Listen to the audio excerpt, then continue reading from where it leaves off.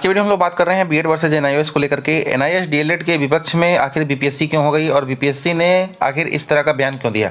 तो देखिए, बीपीएससी प्रमुख माननीय अतुल प्रसाद ने भी हाल ही में प्रेस कॉन्फ्रेंस में, जैसा कि अभी परीक्षा बीपीएससी 2.0 की भी हो रही है, उसी समय एनआईएस डीएलएड का मैटर उठा था। तो बीपीएससी प्रमुख माननीय अतुल प्रसाद ने बीपीएससी द्वारा जो भी परीक्षा कराई गई थी इसके पहले, उसमें एनआईएस डीएलएड वाले भी चयनित हुए हैं। तो ऐसे शिक्षक अभ्यर्थियों के विपक्ष में, एनआईएस डीएलएड के विपक्ष में माननीय अतुल प्रसाद ने एक बात जरूर कही। आपने वीडियो में देखा भी होगा, सुना भी होगा।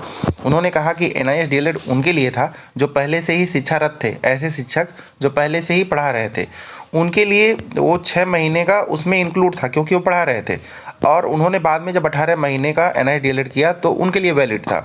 जबकि जो फ्रेश कैंडिडेट है, ऐसे जो है एनआईएस डीएलएड वाले अभ्यर्थी इस परीक्षा में बिल्कुल वैलिड नहीं थे। और माननीय सुप्रीम कोर्ट ने भी ऐसा कहा है, उन्होंने ये सारी बात कही। फिलहाल आपने सुना भी होगा।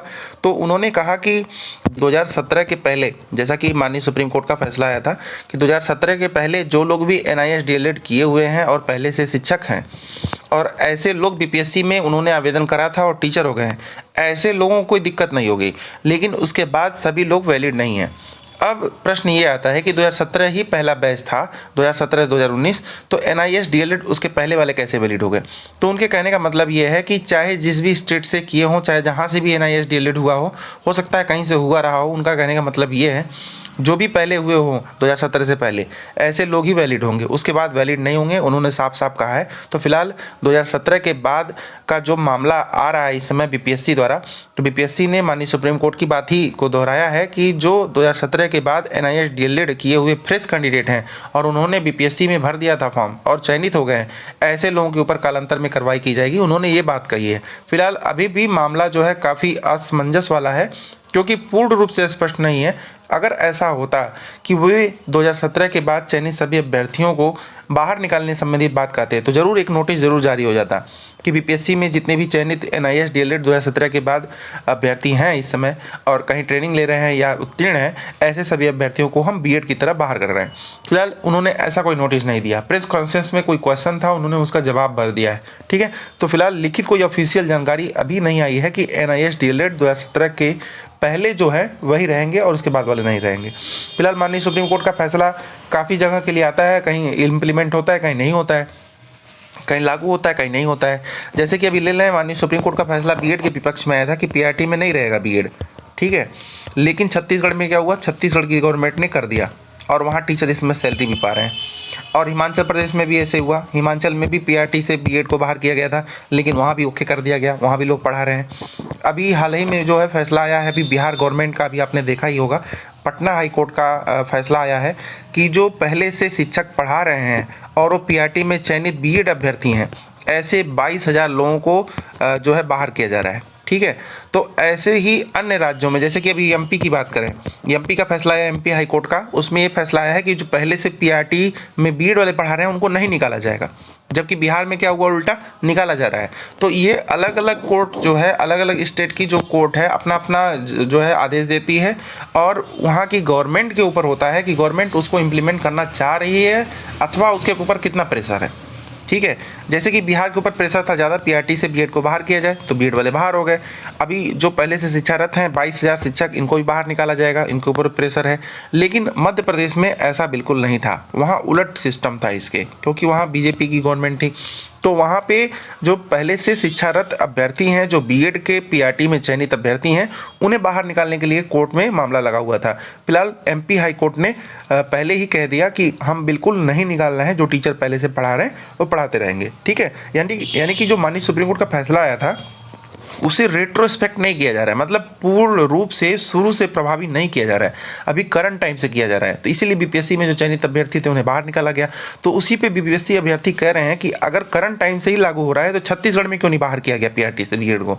ठीक है, तो ये सब मामला चल रहा है। तो आप मिला जुला कर समझ गए होंगे या मोटी मोटा कि गवर्नमेंट क्या चाहती है। अगर वहाँ की गवर्नमेंट चाहती है कि ना निकले तो नहीं निकलेंगे, अगर चाहती है निकल जाए तो निकल जाएंगे। ठीक है, तो आप काफ़ी स्टेट का भी बात सुने, अभी बहुत सारी स्टेट का हम आपको बात सुना सकते हैं। अलग अलग स्टेट में ऐसे ऐसे मैटर होते रहते हैं, बगल भी स्टेट में निकाल देंगे और उसके बगल वाले स्टेट में नहीं निकालेंगे। आपने भी देखा ही छत्तीसगढ़ का मामला, मध्य प्रदेश का कितना दूर है, सटे ही है। तो ठीक है, तो यहीं बिहार में देख लीजिए, बिहार भी लगभग सटे सटे ही है, तो वहाँ भी इस तरह का मामला आया कि वहाँ भी निकाल दिया गया, जबकि छत्तीसगढ़ में ऐसा नहीं हुआ, मध्य प्रदेश में ऐसा नहीं हुआ। ठीक है, बिहार में ऐसा क्यों हो रहा है? क्योंकि वहाँ पे जो है गवर्नमेंट करना ही नहीं चाह रही है। तो आप अभी समझ गए होंगे NIS को लेकर के काफ़ी क्वेश्चन था। हमारे एक व्यूअर हैं जिनका नाम सलमान है, उन्होंने स्पेशली कहा था कि इसको एक स्पष्ट रूप से बताइए। तो देखिए, स्पष्ट तो है ही, लेकिन गवर्नमेंट नहीं स्पष्ट कर रही है कि हम रखना चाह रहे हैं नहीं रखना चाह रहे हैं। अभ्यर्थी को यही जानना है कि हम रहेंगे कि नहीं रहेंगे, तो ये गवर्नमेंट ही नहीं क्लियर कर रही है कि आप रहेंगे कि नहीं रहेंगे। ठीक है, तो ये कोई स्पष्ट अपने तरफ से नहीं कर पाएगा। फिलहाल सुप्रीम कोर्ट की तरफ से 2017 के बाद जो लोग DLED किए हुए हैं NIS से, उन्हें नहीं रखना है, ऐसा सुप्रीम कोर्ट ने कह दिया है। जैसा B.Ed के लिए कह दिया था कि 2018 के बाद, यानी कि जो लोग भी 2018 के बाद जो गजट आया था उसके बाद जो लोग B.Ed किए हुए हैं, ऐसे लोगों को बाहर किया जाएगा। जबकि नहीं किया गया, केवल ऐसे लोगों को किया गया जिस दिन फैसला आया था उस दिन के संबंध में किया गया BPSC से PRT को बाहर, जबकि अदर लोगों को नहीं किया गया। तो ये गवर्नमेंट के ऊपर होता है, गवर्नमेंट चाहती है कि नहीं चाहती है। ठीक है, तो आप मोटे मोटे समझ गए होंगे कि सब कुछ गवर्नमेंट के ऊपर है। हाई कोर्ट या सुप्रीम कोर्ट अपना आदेश दे देती है, अब वहाँ की जो सरकार है उस स्टेट की, वो करना चाह रही है कि नहीं करना चाह रही है। अगर वहाँ के लोग बाहर हो जा रहे हैं PRT से या किसी भी भर्ती से, तो आप समझ जाइए गवर्नमेंट को चाह रही है, तभी ऐसा हुआ है।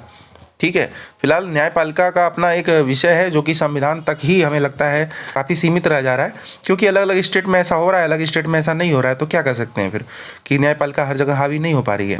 ठीक है, गवर्नमेंट ही हावी है हर जगह, फिलहाल होती तो न्यायपालिका ही।